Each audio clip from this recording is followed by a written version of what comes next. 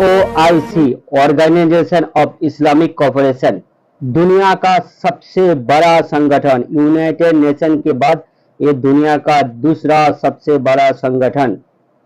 United nation के बाद OIC में अभी 57 मुस्लिम देश है। ये OIC क्यों बना? ये OIC Europe, Africa, Asia, America भी कुछ कंट्री में फैला हुआ है। 4 महाद्वीप मिलके ये OIC फैला है। ये दुनिया के लगभग हर मुस्लिम देश, हर मुसलमान की आवाज है। ये OIC क्यों बना? इसके लिए हमको जाना पड़ेगा उस दौर में, जिस दौर में मुसलमानों को बहुत ही दुख और दर्द भरी दास्तान है।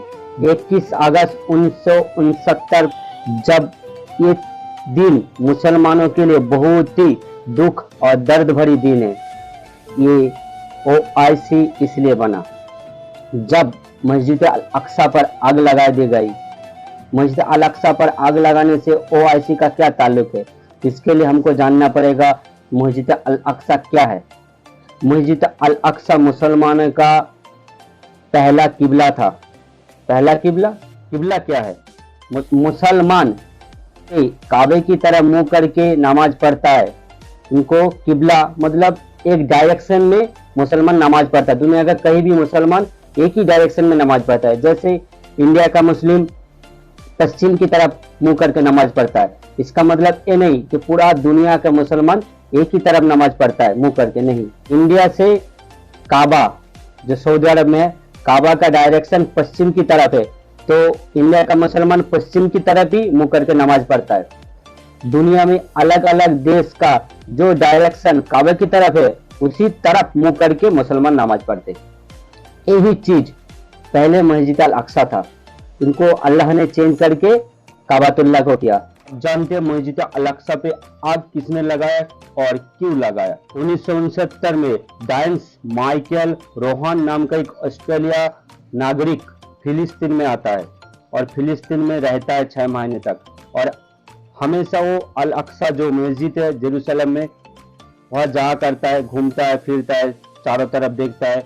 और वहाँ के जो गार्ड था उनके साथ अच्छा परिचय भी हो जाता है। 21 अगस्त 1969 में एक बोतल मिट्टी का तेल लेके और वो बोतल को बैग के अंदर छुपा के माइकल वही मस्जिद अल-अक्सा में आता है, घूमता है और मौका मिलते मस्जिद अल-अक्सा के अंदर जाके आग लगा देता है।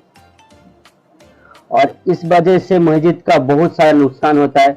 जैसे 21 सदी का सलाउद्दीन मीनार जल जाता है, गुम्बद मीनार हर चीज जल जाता है, जिसमें मस्जिद का बहुत नुकसान होता है। और आग लगाने के बाद माइकल वहां से भाग जाता है और माइकल के भागते हुए देख लेता है वहां का गार्ड। ये माइकल को तो उन लोग पहचानते हैं, हमेशा वो आता जाता रहता है उन लोगों के साथ। माइकल को पहचान ले, यही एक हादसे में मुसलमानों को झंझोड़ के रख देता है। मुसलमान को दुख और दर्द के अंदर ही सारे दुनिया के मुसलमान एक होने लगा और प्रोटेस्ट आंदोलन चालू होने लगा पूरा दुनिया में, हर देश के अंदर। ये इंडिया में भी हुआ था। और मुसलमान और फिलिस्तीन ने इजराइल के ऊपर दबाव पैदा किया कि इजराइल ने ये करवाया माइकल के जरिए से।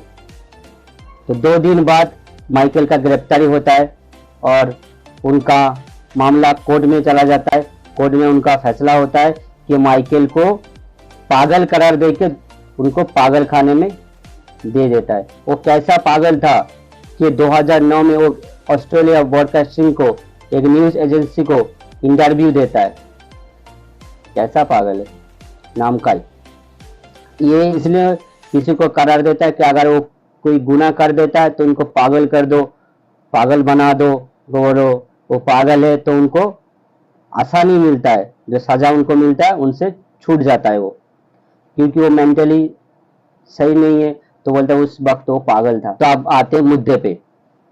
तो ये वजह से पूरा दुनिया का मुसलमान इकट्ठा होने लगा, आंदोलन होने लगा। ये हादसे से पहले यहूदी जो इजराइल, उनका 2 धार्मिक गुरु ये सोचा था कि मस्जिद अल अक्सा के जाके यहूदी धर्म के अनुसार पालन करे। और ये हादसा होने के बाद मुसलमान चारों तरफ प्रोटेस्ट करने के बाद, मुसलमानों का आंदोलन देखने के बाद, जो इसराइल का धार्मिक मंत्री था उसने उन दोनों धर्मगुरु को रोक दिया। 18 अगस्त 1969 को पूरा 25 मुस्लिम देश मिलके यूनाइटेड नेशन में कॉम्प्लेन जमा करता है, कॉम्प्लेन सबमिट करता है। 15 सितंबर 1969 में इसराइल के विरुद्ध यूनाइटेड नेशन में एक प्रस्ताव पास होता है, जो फिलिस्तीन के धार्मिक गुरु और मुसलमान सब और ज्यादा प्रोटेस्ट करके अपनी यूनिटी बनाने की सोचता है कि सारे मुसलमान देश मिलके या मुस्लिम मिलके एक यूनाइटेड हो सके और पूरा दुनिया में जो मुसलमानों के ऊपर जो जुल्म और सितम होता है उनके ऊपर बात कर सके। 25 सितंबर 1969 में सारे मुस्लिम देश मिलके मोरक्को राजधानी रबाडा में एक समिट बुलाता है। इसमें 24 मुस्लिम देश एक साथ आता है। मार्च 1970 में पूरा विदेश मंत्री मुस्लिम देश का उनका एक समिट बुलाते हैं और 1972 में ओआईसी का नामकरण किया जाता है, organisation of Islamic cooperation, OIC. इनका काम है कहीं भी मुसलमानों के ऊपर जुल्म हो, इस्लामिक कुरान को जलाया जाए, उनके रिलीजन के ऊपर, इस्लाम धर्म के ऊपर, मुसलमानों के ऊपर कहीं भी जुल्म हो। जैसे इंडिया में एक हादसा आप लोगों ने सुने होंगे, नुपुर शर्मा का रिसेंट हमला, उनके ऊपर भी ओआईसी ने कहा हर जो चीज जो मुसलमान के खिलाफ हो या इस्लाम के खिलाफ हो उसके बारे में ओआईसी खुल के बताते हैं। तो उनका काम यह है। ओआईसी का ऑफिशियली लैंग्वेज 3, इंग्लिश, अरबी, फ्रेंच। ओआईसी चार्टर के अनुसार मुस्लिम देशों में और मुस्लिमों में एकता, अखंडता, भाईचारा, आधुनिक शिक्षा, science, education, social, economic. OIC पे अभी 57 मुस्लिम देश है। ओआईसी कुछ भी बयान देता है इसी हादसे के ऊपर, जैसे इजराइल फिलिस्तीन के ऊपर हमेशा आके फिलिस्तीनी मुसलमान के ऊपर हर टाइम जुल्म करता है, उनके ऊपर बयान देता है।